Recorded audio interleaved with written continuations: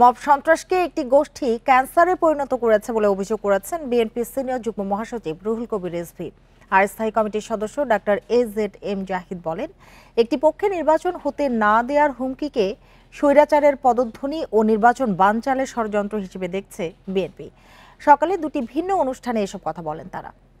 Bundle থাকলে প্রতি সেনমানিতে টাকা বাঁচবে। বিকাশ সেনমানি বান্ডেল কিনে জিতুন প্রতি লেনদেনে।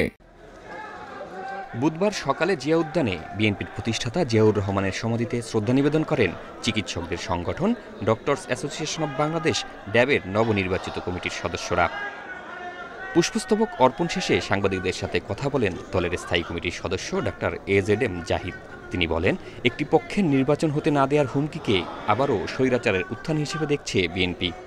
কেউ কেউ বলেন, হুমকি দেন যে আগামী দিনে নির্বাচন হতে দেবেন না।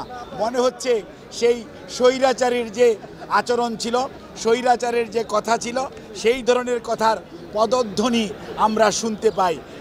এদিকে গুলশানে বিএনপির চেয়ারপারসনের কার্যালয়ে সংবাদ সম্মেলন করেন দলটির আরেক জ্যেষ্ঠ নেতা রুহুল কবির রিজভী। তার অভিযোগ, মব সন্ত্রাস এখন ক্যান্সারে পরিণত হয়েছে। অন্তর্বর্তী সরকারকে এর বিরুদ্ধে কঠোর ব্যবস্থা নেয়ার পরামর্শ দেন তিনি। আজকে সাধারণ মানুষের নিরাপত্তাটা কোথায়? এটা তো আজকে সবচেয়ে ভাবিয়ে তুলেছে। এই মব কালচার একটা ক্যান্সারিয়াস গ্রোথ, একটা বৃহত্তর ক্যান্সারের ঘা তৈরি করেছে আমাদের জনসমাজের মধ্যে।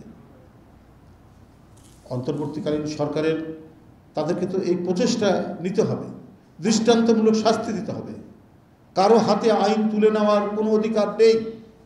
এ সময় 15ই আগস্ট বেগম খালেদা জিয়ার জন্মবার্ষিকী উপলক্ষে কর্মসূচি ঘোষণা করে দলটি। তার রোগ মুক্তির কামনায় সারা দেশে দোয়ার আয়োজন করা হলেও থাকছে না কেক কাটার আয়োজন। জাহিদুল ইসলাম, ইন্ডিপেন্ডেন্ট নিউজ, ঢাকা।